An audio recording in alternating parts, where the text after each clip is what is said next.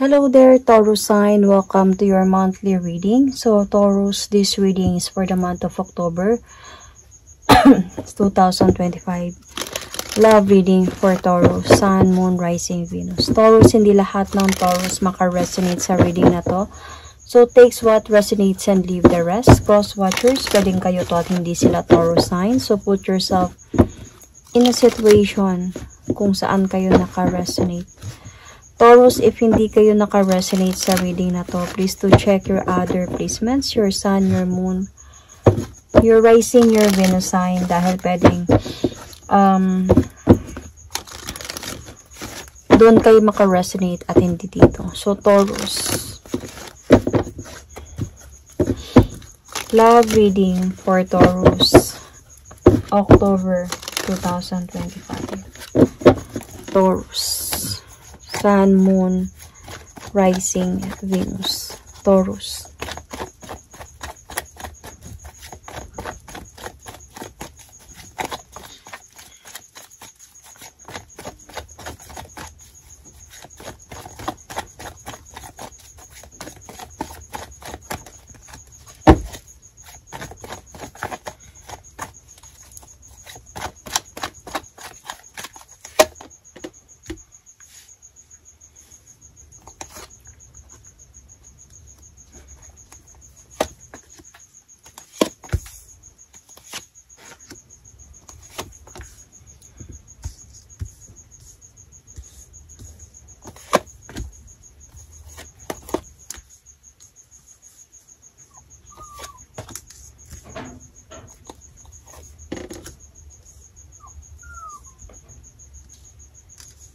Okay. So, Taurus, where you are right now, Taurus, as a point ka ngayon ng, I don't know if this is imbalance connection or imbalance situation ng relationship mo. Let's see. Taurus.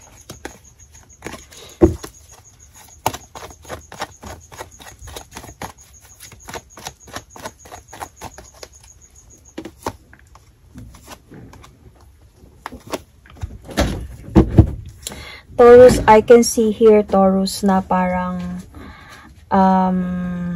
may mga unsureness dito na sa pagsasama ninyong dalawa. Taurus, parang you are parang umiiwas ka sa person na to at ayaw mo siyang tanggapin sa ngayon. I think hiwalay na kayo nitong person na to. Might be this person might be bumabalik. See? Parang nag-o-offer siguro sa'yo na new beginning and gusto kang kausapin. So, ikaw naman dito ngayon, Taurus, medyo hindi mo nararamdaman yung balance connection ninyo. Parang hindi ka na din sure sa person na to and parang ayaw mo na siyang tanggapin. Kumbaga, yung approach mo dito sa kanya is could be galit, could be sabihin natin na iniiwasan mo siya, pinupush away mo siya, ganun. So, yung potential challenge mo ninyo dito, Taurus, is confused ka sa nararamdaman mo. So, ano ba talagang nararamdaman ko ngayon? Galit pa ba to? Or pagmamahal pa ba to? Or whatever. So, kung magano ko confused ka ngayon sa nararamdaman mo, ito yung napapa-challenge ka sa sitwasyon na ganito. So, let's see.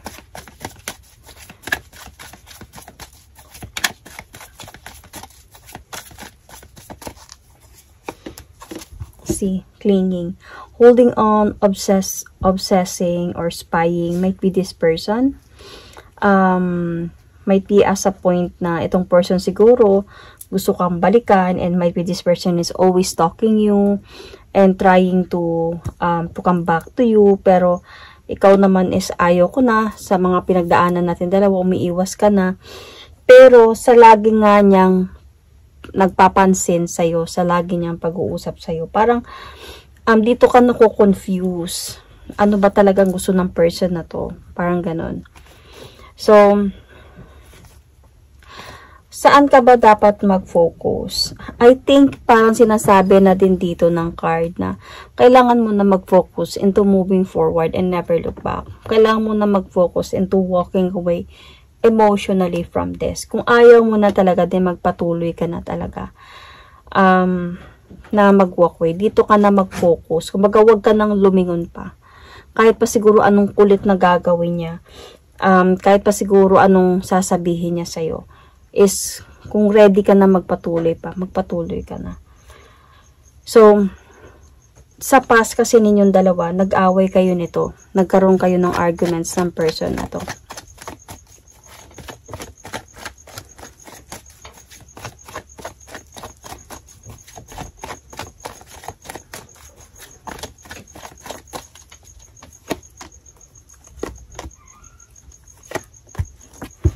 So, nagkaroon kayo ng arguments ng person na to in the past. And I can see here that noon, ganito Taurus, yung may patient ka talaga dito before sa pagsasama ninyong dalawa. Nakikita ko dito yung parang ginagawa mo yung best mo or naglalakas loob ka pa din na i-fix yung problem ninyo, na okay lang kami, walang problema. Parang nagiging practical ka lang talaga sa mga nangyayari, na okay lang kami, okay, buo pa rin yung pamilya namin, or buo pa din kami, nagmamahalan kami. Kung yun yung pinapakita mo sa lahat, parang ikaw na lang yung nagpapasa ng burden dito, na papakita sa lahat na okay lang kami. Kasi parang ikaw yung nagbibigay dito ng pasyensya sa pagsasama ninyo, kahit sobrang disappointed ka na sa mga nangyayari. So, kahit nasa point ka na din na parang ang bigat-bigat na ng dinadala kong burden, naiipit na ako sa sitwasyon. So, as a point din na parang kahit na gusto mo na talaga ng changes sa buhay mo, gusto mo na talaga na magkaroon ng gusto mo na ng freedom in a way, gusto mo nang makawala doon sa trapness na yun, parang pinapakita mo pa din sa lahat, baka sa pamilya ninyo, sa mga kaibigan ninyo, na we're okay, okay lang kami. Kahit palagi kayo nagtatalong dalawa. So, ganun ka-patience ang parang ginawa mo sa relasyon na to. Kaya, parang this time, nung time na siguro na nakawala ka na, ayaw mo nang balikan to. Ayaw mo nang maulit pa yung dati. So, ang problema dito, I think married kayong dalawa. Kasi, ito yung parang nagiging strength dito sa connection na to, yung married kayong dalawa. So, kaya dito ka din ako confused. Ano ang gagawin ko? Parang ganun. Anong gagawin ko? Married kami. And, bumabalik siya sa akin. Gusto niyang ayusin yung pamilya namin. Gusto ko din naman na maayos na pamilya. Pero anong gagawin ko kung ayaw ko na yung parang katulad na noon? Diba? So, hindi mo alam kung maniniwala ka pa sa sinasabi niya, pagbabago, o hindi na. Kasi, sa totoo lang, Taurus, ayaw mo na sana talaga. So, in the near future, or this month of October, magkakaroon kayo ng no communication nito. Kasi ikaw mismo, hindi mo siya kakausapin. Kasi ayaw mo na, iwas ka na talaga dito eh. Either baka on and off, or magiging cold kasi yung sitwasyon ninyo, or yung connection ninyo ng person na to.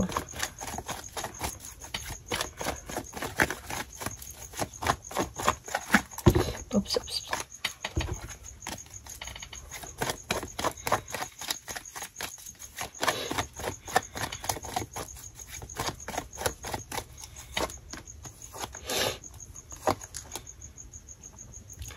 So, I can see here,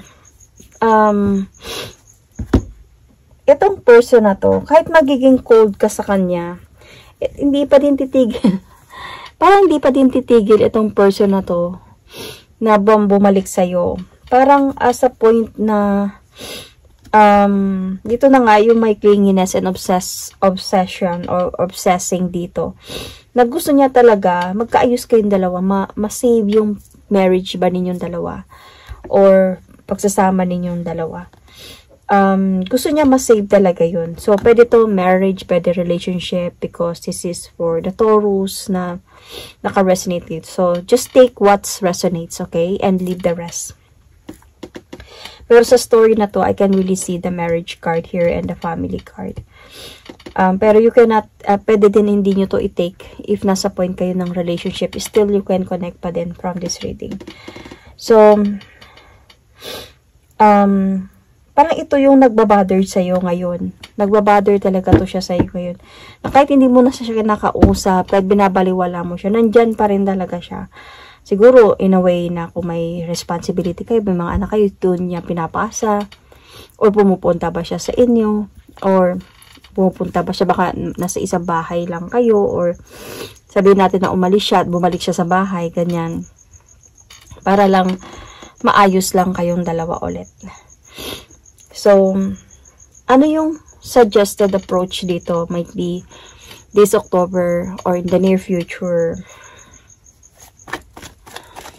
Let's see what is this. Because this is like, para siyang sadness.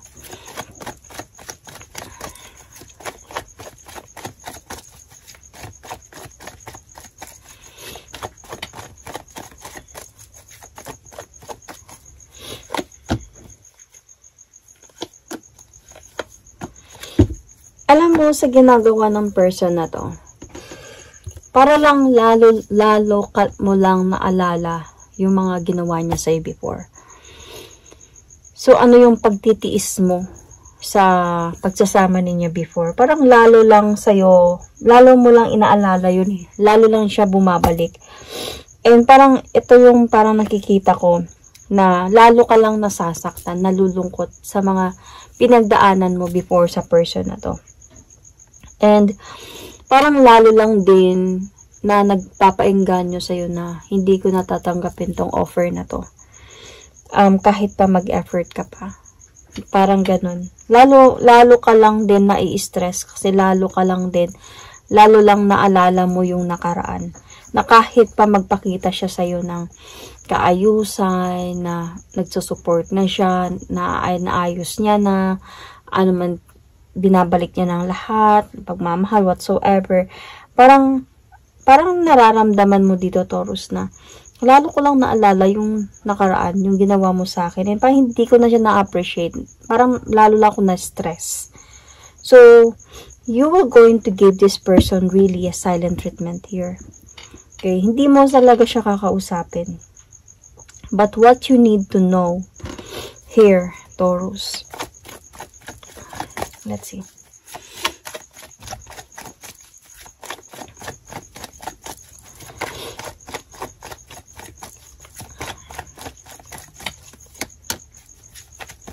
Oops. Ang dami, pero okay. Let it be. Etong person na to, na-miss ka talaga nito. This is what you need to know. Itong devil card na to, it doesn't have to be devil siya, toxic or whatever. This is a transformation sa kanya. Kumbaga, inaayos niya yung sarili niya. Inayos niya yung sarili niya. Kumbaga, bumalik siya sa'yo na nagkakaroon na siya ng transformation sa buhay niya, sa sarili niya. Kumbaga, this time, yung pinapakita niya sa'yo is really sincere na talaga siya and genuine na yung pagbabago niya. Nung time na hindi kayo nag-uusap, lagi niya talaga naiisip yung pagmamahal, pagtitiis, pagpapasensya mo para sa kanya. And namimiss niya yun. Namimiss ka niya. Namimiss niya yung pagsasama ninyo before. And this person is still very much connected to you. Meron talagang cheating na nangyari dito sa inyo before. Dahilan ng pag-aaway ninyong dalawa. Pero para sa kanya, it doesn't mean that nawala na yung pagmamahal niya para sa'yo. Siguro para sa point na nung nagsira na silang dalawa or whatsoever, doon siya nagsisi. At doon niya naisip, na-realize na yung pagkakamali niya. At hindi siya bumalik sa'yo agad. Inayos niya muna yung sarili niya. Nagkaroon muna siya dito ng great transformation bago siya bumalik.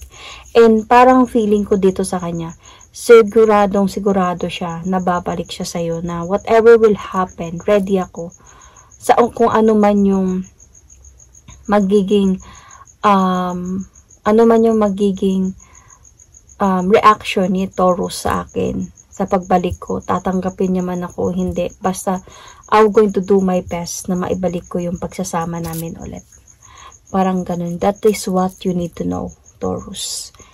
So your hope here is you are really hoping na makamove on ka na. Yung parang makakaramdam ka na nung wala ka ng pakialam.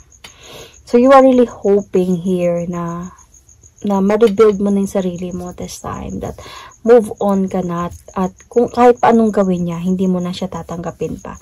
You are really hoping na wala ka nang mararamdaman na awa or anything. Kasi honestly dito, nako-confuse ka dito sa nararamdaman mo. So, your fear here, okay? Siguro your fear here is yung baka meron pa siyang third party, or baka ngayon lang yan, tapos magkakaroon na naman ulit siya ng third party, parang ganun.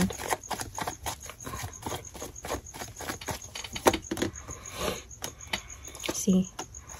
Your fear here is yung baka sasaktan ka na naman ulit, baka ngayon lang to, mag-o-offer siya sa new beginning, at kung tatanggapin mo, baka isang buwan lang to, dalawa, at masasaktan niya na naman ako ulit. Kasi honestly, before, feeling ko nagkaroon talaga kayo dito ng issue. Kasi nakikita ko sa reading na to that you are really together in the past. Nagkaroon siguro sa inyo ng issue na parang yung sakitan, meron ng physical din. But this is not for everyone, okay? And as a point din na baka pag mag-decide ako na tanggapin siya, tanggapin mo siya ulit, mawawala na yung gusto ko ng freedom sa buhay ko. And also, baka sasaktan na naman ako ulit ng person na to.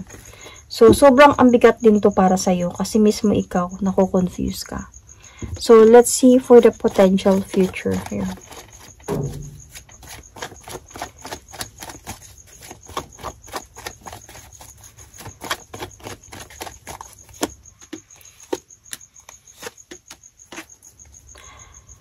Okay. Feeling ko kasi itong person na to, parang ang gusto kong title dito is yung porsigido talaga siya na makuha ka balik, Taurus. I hope hindi ko makakalimutan yun. Pero itong person na to kasi willing na willing talaga siya mag-offer sa'yo ng new beginning, Taurus. This person will going to give you clarity, sincerity, honesty this time, and I think magkakaroon kayo ng communication ulit ng person na to. Magkakaroon kayo ulit ng communication. And I think through that communication, magkakaroon ng a bit changes. Great changes. Feeling ko dahan-dahan to Dahan-dahan. Until sa parang magtatagumpay siya dito na makuha niya yung loob mo. Kasi may nakikita kasi ako dito na parang maayos din kayo ulit ng person na to. So, baka nga magkakabalikan kayo ulit nitong person na to. So, there is a possibility na kasi itong pagbabalik kasi ng person na to, kung sa iba is parang hindi prepared, bahala na kung mangyari. Dito prepared siya. Alam niya yung pwede mong sabihin, alam niya yung mga pwede mong reaction, alam niya yung mga pwede mong decision, pero para sa kanya, I will never give up. This time, gusto ko na maging matured enough na gusto ko talaga na bigyan ng matatag na pagsasama ito ulit, na maayos kami ulit, kasi this time sigurado na ako sa pagbabalik ko kay Taurus. So, I'm going to pull an oracle card. This is a love message oracle card. Whisper of Love oracle card. Okay. New love. Embrace an opportunity for love in your work. Protects. Wait, teka muna. Sila kasi yung mata ko. Sobrang liit ng nakakalagay. Prospect or for spiritual growth. So, might be this new love. meaning nito is might be new love para sa inyo. Okay? New beginning para sa inyo. So, this is a great new opportunity para sa pagbabalikan ninyo at pagsasama ulit. So, Taurus, I can see signs here, Gemini, Libra, Aquarius, Leo, Capricorn, Pisces, Cancer, Gemini, Scorpio, Aries. As I said, Taurus, right? And Pisces, Sun, Moon, Rising, Venus, Libra, Taurus, maybe this is you. As I said, Capricorn earlier, Virgo, Sun, Moon, Rising, Venus. So Taurus, that is my reading for you. Thank you and God bless.